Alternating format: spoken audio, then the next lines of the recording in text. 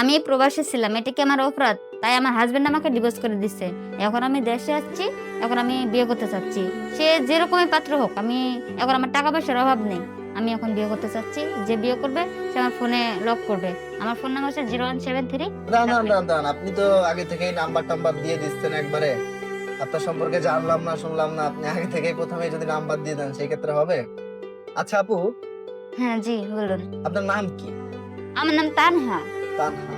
জি। আপু, আপনার বাসা কোথায়? আমার বাসা আছে উত্তরা। উত্তরা। উত্তরা কত? 13 নম্বর সেক্টরে। 13 নম্বর সেক্টরে। তো বিষয় হচ্ছে যে এই যে আপনি বললেন যে আপনার আগে একটা বিয়ে হয়েছিল, তার সাথে ডিভোর্স হয়ে গেছে। জি জি। কি কারণে ডিভোর্স হয়েছে? ডিভোর্সটা হয়েছে যে বললাম না যে আমি আমার হাজবেন্ডকে না বলে আমি বিদেশ চলে গেছিলাম। তো আমার হাজবেন্ড ওটা মনের থেকে মেনে নিতে পারেনি, না পেরে আমাকে ডিভোর্স করে দেয়। তারপর আমি 6 বছর পরে আজকে বাংলাদেশে চলে যাচ্ছি। এখন আমি বিয়ে করতে চাচ্ছি। আপনি কোন দেশে গিয়েছিলেন? আমি গিয়েছিলাম দুবাই। দুবাইতে গিয়েছিলেন? জি। 6 বছর দুবাই কাটায় আসছেন। জি।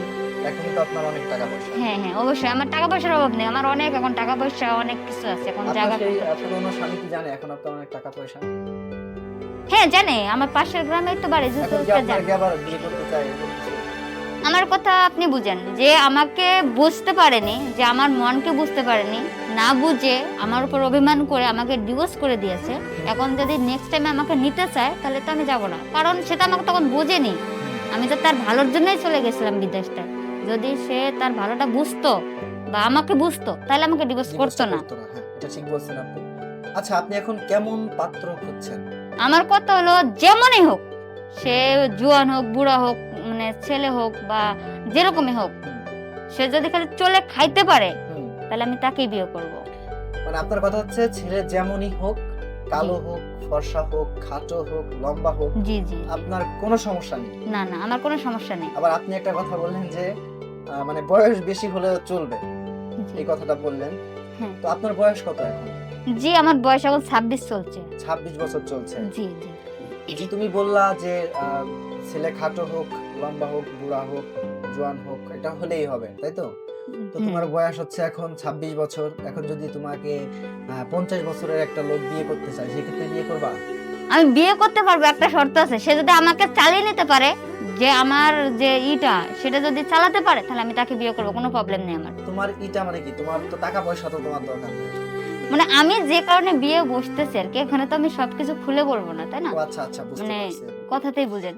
মানে বিষয়টা এরকম যে যদি বয়স একটু বেশিও হয়, মানে শারীরিক দিক দিয়ে একটু থাকতে হবে, ফিট থাকতে হবে, তাই হ্যাঁ তো? অ্যাকচুয়ালি এটা বোঝাইতে রাইট। চাচ্ছো? হ্যাঁ হ্যাঁ। বুঝতে পারছি আমি তোমার কথা। তো তোমার বয়স 26 বছর। অনেক ছেলেরা আছে প্রবাসে থাকে, তুমি যেহেতু 6 বছর প্রবাসে ছিলা, অনেক ছেলে আছে যারা কিনা প্রবাসে থাকে। তো তারা যদি তোমাকে বিয়ে করতে চায়, তুমি কি তাদেরকে বিয়ে করবে? হ্যাঁ করব। করবা? হ্যাঁ করব। তো সেই ক্ষেত্রে তো দেখা গেল যে সে ছেলে যদি প্রবাসে থাকে, সে যদি তোমাকে ছেড়ে যদি আবার মানে তোমাকে যদি রেখে আবার বিদেশে চলে যায়, সেই ক্ষেত্রে তুমি কি এটা মেনে নিতে পারবা? সেরকম যদি হয় তাহলে তার বিয়ে করার কোনো প্রয়োজন নেই, কারণ আমার তো হাজবেন্ডের দরকার। আমি ওই জন্য দেশে আছি, বিয়ে করব। সে যদি আমাকে বিয়ে করে রেখে আবার যদি প্রবাসে চলে যায়, তাহলে সেরকম ছেলে আমার দরকার নেই। মানে প্রবাসী ছেলেদেরকে তুমি বিয়ে করবা, কিন্তু কথা হচ্ছে তোমার যে প্রবাসে যেতে পারবে না, তোমার সাথে থাকতে হবে, কারণ তোমার এখন টাকা পয়সা নেই। হ্যাঁ হ্যাঁ।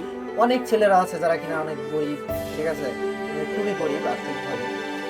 হ্যাঁ, তো তাদেরকে কি তুমি বিয়ে করবা? একদম আমি বিয়ে করব। টাকা পয়সা তো লাগবে না। না আমার কোনো টাকা পয়সা, আর কোনো আমার টাকা পয়সা লাগবে না। আমার যেগুলো আছে বিয়ের খরচও কি তুমি দিবা? আমি সব দিব। বিয়ের থেকে শুরু করে ওর লাইফ সেট আমি পুরাটাই করে দেব। পুরোটাই করে দিবা? হ্যাঁ। আচ্ছা আপু, তোমার ফ্যামিলিতে কে কে আছে? আমার ফ্যামিলিতে মা বাবা ভাই বোন আমি। মা বাবা ভাই বোন। জি। তুমি কি মানে তোমার মা বাবা ভাই, তোমরা কয় ভাই বোন? আমরা হচ্ছে 2 বোন 1 ভাই। এই যে যে তুমি তোমার ইচ্ছা মতো বিয়ে করতে যাচ্ছ, তোমার পরিবার থেকে কি এটা মেনে নিবে? হ্যাঁ মেনে নেবে। আমার পরিবার থেকে তো সবকিছু বলা না, আমি সবকিছু বলছি, সবকিছু ভেঙে বলছি, যে কারণ মানে দেখুন তুমি আমি যেটা তো বলবা সেটাই হবে তোমার পরিবার। হ্যাঁ হ্যাঁ আমি যেটা বলবো সেটাই আমার পরিবার করবে। হ্যাঁ। আচ্ছা আচ্ছা, বুঝতে পারছি আপু।